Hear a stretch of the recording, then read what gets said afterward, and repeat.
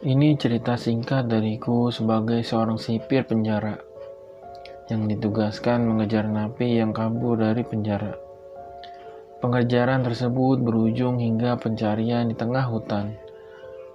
Namun setelah gagal mengejar napi yang kabur di tengah hutan hingga menjelang maghrib, aku pun tak sadar hingga motor ini hendak masuk ke dalam jurang.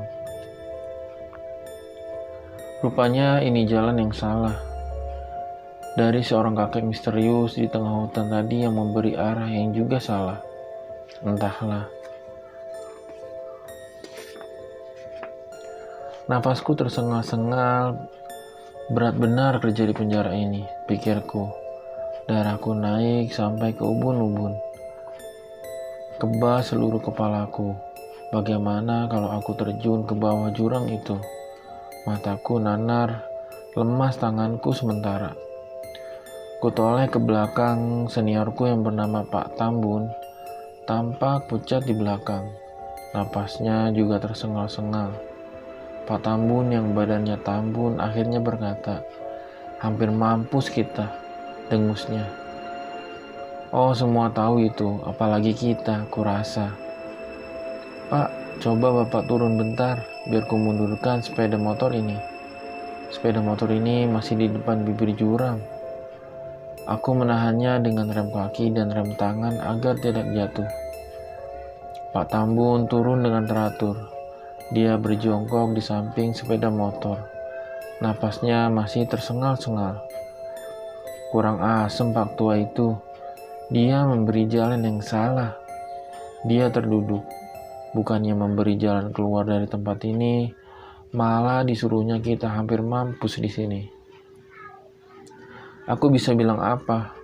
Aku berusaha memundurkan sepeda motor. Langit di atasku terlihat samar-samar masih menunjukkan sapak merah di antara rimbunan batang-batang pohon yang menjulang tinggi lebat.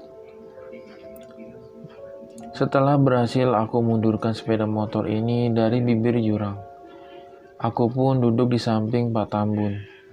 "Bagaimana Pak, balik aja kita pulang?" "Ya, apalagi," sautnya. "Kita ikuti aja jalan yang tadi." Semua jalan gelap di depan. Setelah napasku dan kagetku berkurang, aku pun menaiki sepeda motor ini kembali. Pak Tambun tanpa dikomando naik juga di jok belakang. Kuhidupkan starter sepeda motorku, menyalak lagi nih motor. Senanglah aku kali ini. Kuingat-ingat jalan yang tadi. Sudah terlampau jauh kami masuk ke dalam hutan kebun ini.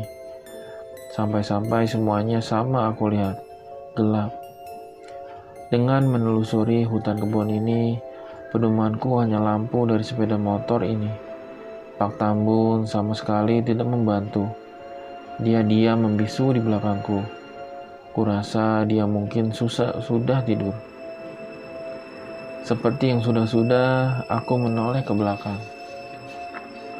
"Hai, hadap depan saja. Salah-salah bisa kau tabrak itu pohon," katanya kasar. Gak sampai 10 menitan kami berjalan. Dari kejauhan aku perhatikan ada cahaya kecil menyembul di antara kegelapan di dalam hutan kebun ini. Mungkin itu penjaga kebun, ini pikirku.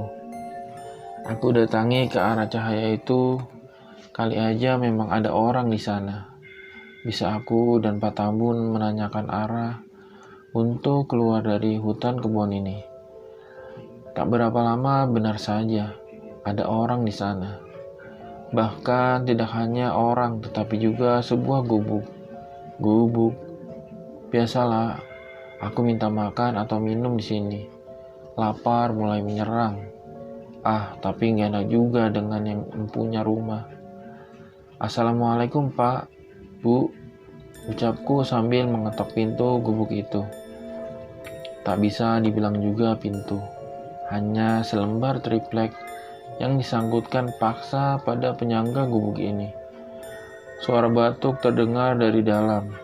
Dengan membawa sebuah lampu minyak, seorang nenek tua keluar dari rumah gubuk tua itu. Nenek tua itu berkulit keriput. Hampir seluruh wajahnya terlihat lesu dan kusam, seperti kertas yang diremas-remas dengan paksa. Kulitnya habis, tidak bersisa dengan kerutan jelek itu. Matanya agak sipit dan berwarna hitam gelap. Nenek itu mengenakan batik tulis tua berwarna coklat kusam. Rambutnya terjuntai panjang di sekitar kedua sisi bahunya. "Siapa ya?" tanyanya. Matanya menyipit kesulitan dan menggambarkan orang di depannya. "Maaf Bu, Nek, maksudku, bolehkah kami numpang bertanya?" Nenek tersebut menyapu pandangan kepadaku dari atas ke bawah. "Ya, ada apa?" "Kami tersesat di dalam kebun ini. Bisakah nenek memberitahu kami jalan keluar dari kebun ini?" ucapku manis. "Kalau ada, bisa kami minta teh manis, Bu?" sahut Pak Tambun di belakangku menyela. Aku hanya menghela napas. "Oh, bisa-bisa," jawab nenek itu pelan dan parau. "Sebentar ya." Dia kemudian masuk ke dalam gubuk dengan jalan perlahan yang dipaksakan, seperti orang yang menyeret kakinya dengan paksa. Pikiranku kembali bekerja. Kuintip dari balik dinding tepas yang bolong-bolong itu, sepertinya nenek ini tinggal sendiri. Tidak ada tanda-tanda orang lain. Kurasa saat kami memasuki hutan ini tidak ada kulihat rumah, barang sebiji pun. Kalaupun ada, hanya terletak di pinggir hutan ini saja dan tidak sampai ke dalam hutan ini. Apalagi di gubuk ini sendiri tinggal seorang nenek di tengah hutan pula. Pikiranku mulai macam-macam, hatiku mulai gak enak. Nah, tak berapa lama itu nenek keluar dengan nampan dan sebuah poci teh. Dari luar aku bisa mencium wangi tehnya. Tanpa basa-basi, Pak Tambun langsung membantu nenek itu menuangkan tehnya langsung ke gelasnya sendiri. Diseruputnya teh itu, segar katanya. Aku hanya menelan ludah. "Silakan Nak diminum," sahut nenek tersebut sembari menawarkan gelas yang sudah diisinya dengan teh. Karena suasana agak gelap, aku kesulitan melihat isi gelasku, tapi baunya memang teh. "Terima kasih Nek," jawabku. "Bu, aku ke belakang sebentar ya." Ngertilah maksudnya ke belakang bentar. Aku ya, Kama. Dia menatapku sebelum pergi. Dia mau pipis. Pergilah Pak Tambun ke belakang gubuk reot ini. "Hati-hati Pak," seruku. Pak Tambun gak menyahut dan ngeloyor pergi ke belakang gubuk itu dan menghilang di balik bayang-bayang. Nek, nenek tinggal sendiri ya di sini?" tanyaku sembari menyeruput teh itu. "Iya Nak, nenek tinggal sendiri," jawabnya parau. "Apa nenek gak takut tinggal sendirian di sini? Ini kan hutan, gak ada orang lagi. Takut kenapa-napa nanti kan repot." "Gak apa-apa, di sini semuanya teman." "Teman?" tanyaku. Nenek itu hanya tertawa. Giginya sudah hampir-hampir gak ada lagi. Hanya tinggal 2 batang saja di kanan kiri gusinya yang pucat. "Mau kemana Nak?" "Kami mencari napi yang lari Nek. Kami petugas Nek," jawabku terbata-bata. Kurang asem. Tadi ada seorang kakek menunjuki kami arah yang salah. Hampir saja kami masuk jurang. "Jurang di sana itu," tunjukkan ke arah sana. "Oh, begitu ya. Nenek kenal dengan kakek itu?" tanyaku. "Dia almarhum suami saya," jawabnya dengan tersenyum. Ser, dadaku bergemuruh. Perasaanku mulai gak enak. Jadi serba salah aku mengatakan hal tadi. Nenek itu tetap tersenyum menunjukkan giginya yang seperti Dracula itu. Maksud nenek bagaimana ya?" tanyaku terbata-bata. Mencoba menjelaskan Ku garuk-garuk kepalaku yang enggak gatal, hanya untuk memastikan bahwa pendengaranku kurang begitu jelas dengan ucapan si nenek. Yang kau jumpai tadi itu memang suami saya, almarhum suami saya. Glek, napasku agak berhenti. Maaf, nenek, tadi menyinggung soal kakek tadi, jawabku dengan enggan. Nenek tadi hanya tertawa. Suara tawanya nyaring dan menakutkan. Pak Tambun keluar dari bayang-bayang. Dia lari ketakutan. Mal, kita pergi sekarang juga. Lah, Pak, teh bapak nggak dihabisin? Jawabku pura-pura tenang. Alah, ayo Mal, kita buru-buru nih. Sudah sangat malam. Sudah malam atau sudah tahu? Nenek itu ketawa, tambah nyaring. Aku menjadi takut. Pak Tambun malah tambah pucat dan melompat di atas sepeda motor.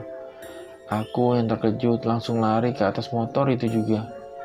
Dengan agak sigap, ku masukkan kunci ke dalam steker sepeda motor. Motor meraung. Aku lihat, dari balik kaca spion gak ada apa-apa. Gelap. Semua gelap. Rumah itu tiba-tiba hilang. Nenek itu hilang dan hutan menjadi gelap seperti semula. Dan suara nenek itu tetap nyaring terdengar di belakangku. Buset, apa yang terjadi nih? Pikirku. Pak Tambun gak banyak berkata-kata kecuali terus-menerus meminta aku memacu ini motor dengan kecepatan full. Aku terus mengendari sepeda motor seperti kesetanan. Pak Tambun memeluk badanku erat. Napasnya tersengal-sengal. Gak lebih 20 menit kemudian mulailah aku melihat banyak rumah penduduk. Rumah-rumah yang sama saat aku memasuki hutan perkebunan milik PTPN ini. Orang-orang yang sempat ku dengar. Kupacu terus sepeda motor ini hingga sampai ke bibir hutan.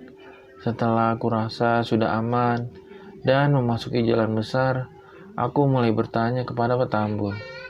Pak, ada apa tadi Pak? Pak Tambun gak mau ngomong hingga sekarang. Dia hanya bilang kami tadi singgah di 2 kuburan di dalam perkebunan tadi. Bukan rumah. Dan dia melihat dari belakang bahwa rumah itu terbuka separuh. Dan di dalam rumah itu isinya kuburan. Jadi sepertinya kami sedang duduk di kuburan, rumah orang mati.